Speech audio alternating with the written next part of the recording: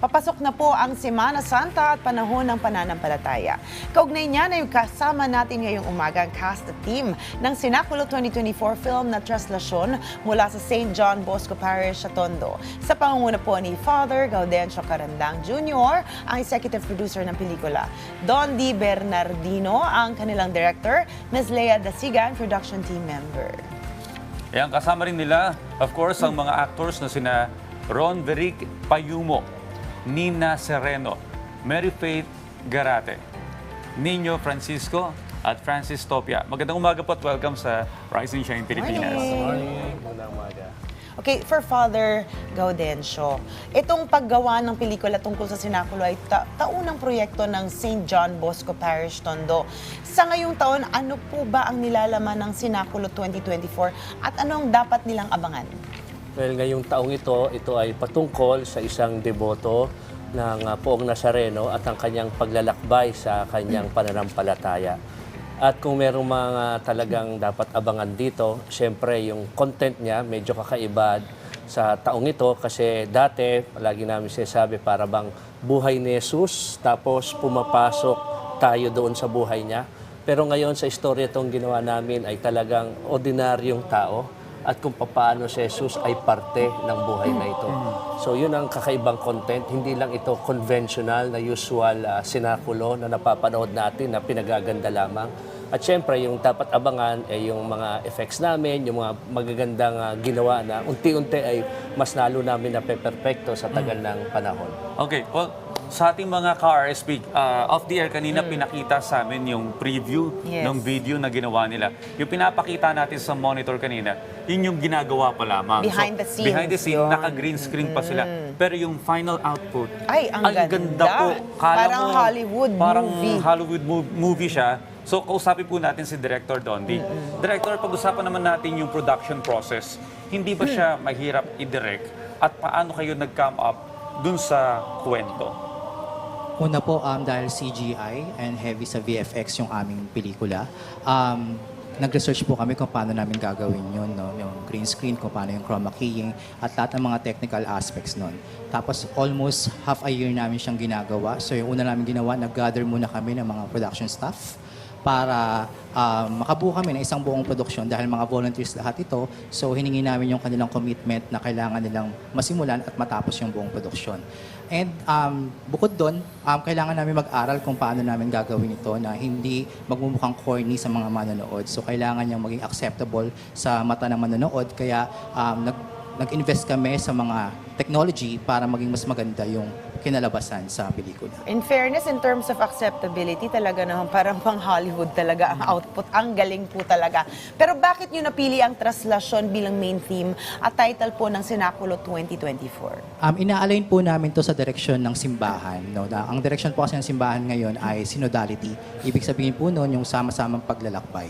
At yung Traslasyon po ang nakikita namin o nakita rin ng Pilipinas na isang icon or larawan ng sama-samang paglalakbay. At hindi lang to isang paglalakbay, bagkos kasama nila yung Poong Nazareno. So, ito yung paglalakbay kasama ang Panginoon. Kaya pinili na rin namin to, inalay namin yung tema ng Sinakulo sa Traslasyon. Okay, kay Miss Lea naman, ano? So, lahat kayo dito ay volunteers, tama po ba? Yes po. Okay, yung ganitong klase ng production, no? Kailangan dito commitment, syempre oras at matinding effort. Paano po yung naging pagpaplano ninyo at arrangement sa pagbuo nitong pelikula? Yes po. Dahil mga volunteers kami dito, yung iba nag-aaral, yung iba mga nagkatrabaho na.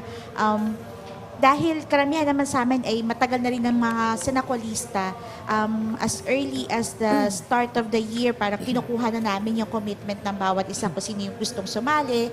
Dahil may iba na hindi naman sumasali sa ibang mga taon ng Sinakulo. But we see to it na nagpaplano kami ng maaga. There will be a small team who will conceptualize the theme and come up with the script. And of course, once our parish priest would approve that we will have our Sinakulo, yun, magagather na yung mga volunteers to start planning. And ito na nga yung pinakamaagang panahon na nag-start kami ng Sinakulo namin na parang pagpasok pa lang ng June last year, nagko-conceptualize na ng script, and then nag-audition na kami ng bandang August and September, yun na, nag-start na kami ng series of shooting namin, which we do every weekends. So yung Saturdays and Sundays namin, kinomit talaga namin yun for weekends Senaculo lang. shootings lang. Kasi nga, we have classes, yung iba nag-aaral, yung iba nagkatrabaho. So, weekdays yun, trabaho. Weekends, para po sa Senaculo, para po sa Diyos. Wow, ang galing, no? Kasi parang for the actors, I would like to think passion project niyo ito. Kasi considering kung volunteers kayo, no? So, siguro gusto ko tanungin kay Jesus Christ. Yung gumanap na Jesus Christ. Gumanap na Jesus Christ. Ay, anong naging experience mo dito? Although, ang ganda talaga kasi nakita natin kanina, green screen. Ang hirap yun. Ang hirap artihin nun. Considering hindi mo talaga nararamdaman yung actual kung nasan ka. Diba? The whole experience talagang nasa imagination mo. Share mo naman sa amin yung experience mo. Bali, yung naging experience po dito, sumunod lang ako sa kung ano yung hinihingi po sa isang eksena. Kung ano po yung context, kung pagod po ba, normal na magdi-deliver ng lines. Alamin ko lang po, tanong ko, Direk, ano po bang context nito? O sige, pagod ka. O. Ibigay mo yung, kailangan makita ko sa'yo na pagod ka talaga. Kailangan maramdaman ko sa'yo yung hiningi ko sa yung eksena. So, yung experience po, maganda po siya. Unang-una, nasa ganitong gawain ka, biyaya po ito na talento, pinagkaloob sa'yo ng Diyos. Saka po yung mga kasama, yung mga nakasuporta sa iyo, na kung paano mo gagawin. Nanood din po ako ng mga nauna sa akin na gumanap bilang Jesus. Kumuha din po ako ng mga idea sa kanila at nakinig po sa ibang production staff, sa ibang nagdidirect po. Okay, for Nina naman, anong experience mo? Actually, this journey po is a prayerful journey for me and for us especially. Lalo na po ang ginaganapan ko po is bilang Maria, si Mama Mary po Mama kasi Mary. walang bahid na kasalanan. So tayo po bilang individual na tao, tayo po ay makasalanan. So before po kami pumunta sa eksena, binabasa ko po yung gospel, yung mabuting balita before po ako mag-enter to that scene. Para maramdaman ko po at maramdaman ng aktor po sa akin at humingi po ako ng tulong ni Mama Mary na makita po sa akin spiritually, physically and emotionally na ako po si Maria for that film. Actually po, mahirap po para sa amin pero naniwala lang po kami sa plano ng Diyos. At ginawa lang po namin kung ano po yung kailangan po dun sa film at lahat po ay biyaya po. Okay. Well, kanina sa monitor, pinapakita natin yung behind the scenes, naka-green screen. Pero may mga pinapakita na rin. Oo, nakikita natin yung actual output yung nila. actual output na kala mo, ayan, kagaya Ayan, niya. Kala mo nasa Jerusalem talaga sila. Ayan, yan po. Saka talaga nakakapani-paniwala ang nakikita natin. Sa budget na meron, limited budget na meron sila, nakapag-produce po ng ganitong klase ng kaganda Indie film. ng indie film. Pero ikaw naman, Mary Faith, ikaw naman ay gumanap bilang isang makabagong karakter at deboto. Paano mo ba isinapuso at binigyang buhay yung karakter na ginampanan mo? Kasi para bang may cross angle siya mula sa kwento sa Biblia, meron ding sa pinapakita sa pelikula na reality. At ikaw yung reality. Ang una ko po talagang ginawa ay pag-i-immerse sa mga deboto ng mahal na poong Jesus Nazareno. So ang ginawa po namin ay nag-imbita po kami ng mga deboto during shooting. Kinausap po namin sila para mas malaman ko yung malalim na dahilan ng kanilang pagiging deboto. At dagdag ko lang po ay kami rin ay nag-shooting talaga during traslasyon sa during traslasyon po. Kaya damang-dama ko yung pagod, yung init, yung hirap ng pagiging deboto ng mahal na poong Jesus Nazareno. Kaya makikita po talaga dito, mas makaka-relate yung mga tao sa panibagong karakter na inihahandog ng Senaculo dahil maski sila ay isa ring mananampalataya ng mahal na poong Jesus Nazareno. Kausapin pa natin yung iba pa nating kasamang cast. Sa inyo po, ano po ang inyong naging papel sa show na ito? Ako po ay isang si Judas po. Ikaw si Judas. Okay. Okay. Bali po ang ginawa ko doon is magtanong sa director kung ano ba yung edad ni Judas, ano ba yung trabaho niya, ano ba yung hinagpis niya, kung bakit niya ba Nagawa yung nagawa mga kay Jesus yung betrayal. kasalanan na yun. Kaya talagang mahirap ibigay yung karakter na yun. Gawa ng hindi ako nandoon, pero gusto kong ilabas yung karakter na yun para mas gumanda pa ang palabas.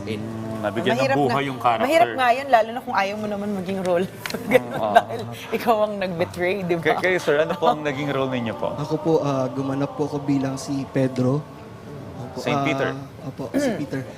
Sa paghahanda po, bilang production staff, nag-workshop po kami as a production staff na binibigay din po namin sa mga co-actors namin. Yung mga tinuturo po sa amin ng director, tinuro din po namin sa mga cast namin. Galing. So, bawat isa ay may mahalagang papel dito sa overall production na ito. Pero muli, kay Father Gudencio, ano po ba yung pinaka-mensahe na gusto nyong tumatak sa puso ng mga makakapanood dito? No, lalo na kapag napanood na nila itong Sinakulo 2024. Well, lahat tayo ay may paglalakbay sa ating pananampalataya. At ang gusto namin talagang ipaabot at tumatak sa mga tao ay lagi tayong sigurado na nandyan ang Diyos sa buhay natin. We don't question that. Pero ang tanong ay hanggang saan tayo kakapit sa Diyos? Madaling kumapit pag masaya ang lahat, kapag everything is okay. Pero pagka tayo ay dumadana sa matinding pagsubok, lalo na sa mga oras na may mga plano ka na hiniling at parang hindi nagaganap o parang wala na talagang pag-asa, hanggang kailan kakakapit sa Diyos? Hanggang dulo ba? Ito ang pinapakita dito ng ating sinakulo, kung hanggang saan sila kakapit sa panahon ng pagsubok at matinding problema. Okay. For Direct Dondi naman, nagkaroon kayo ng advanced screening at doon nakita niyo yung reaction ng mga tao sa inyong pelikula. Judging po from the feedback of the viewers, talagang successful ang inyong pelikula. How does it make you feel? And how does it feel to make such an impact?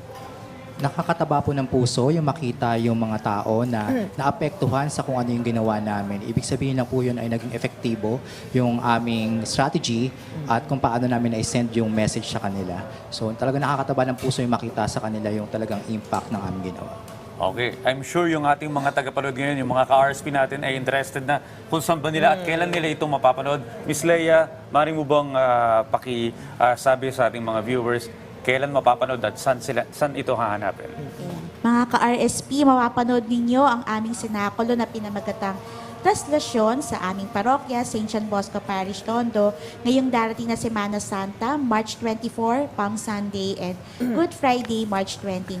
And para sa iba pang mga detalye, just like and follow our Facebook page, Sinakulo 2024, at ang Facebook page din po ng aming parokya, St. John Bosco Parish, Tondo. Gawin po nating bahagi ng ating pagdinilay ang panonood ng aming Sinakulo. So parang live screening ang dating nito, Yes. tama ba? Pero hindi, ma-upload ba ito para mapanood ng iba? Yes, mapapanood din po siya ng streaming din po. Okay. Sa mga malayo po sa amin sa Tondo, you can catch it through our streaming sa Facebook page ng aming Sinakulo 2024. Ayan, para sa mga tagapanood po natin, para maging meaningful yung ating Semana Santa, subukan po nating tangkilikin ito. Panoorin natin ito, kasi baka ito lang pala yung production na ito, yung inihintay nating pagbabago or maramdaman natin lalo yung nangyari nung Semana. Dapat kasama natin to sa pagninilay-nilay, lalo na sa mga panahon na dapat doon natin naaalala ang sakripisyo ng ating mahal na Panginoon. Yan. Again, thank you po so much sa pagsama sa amin ngayong umaga at congrats sa napakagandang proyekto nito. Lalo na sa iyo, Director. Nabilib talaga akong nakita Ako ko din. yung video. Gusto ko rin panoorin yan, direct.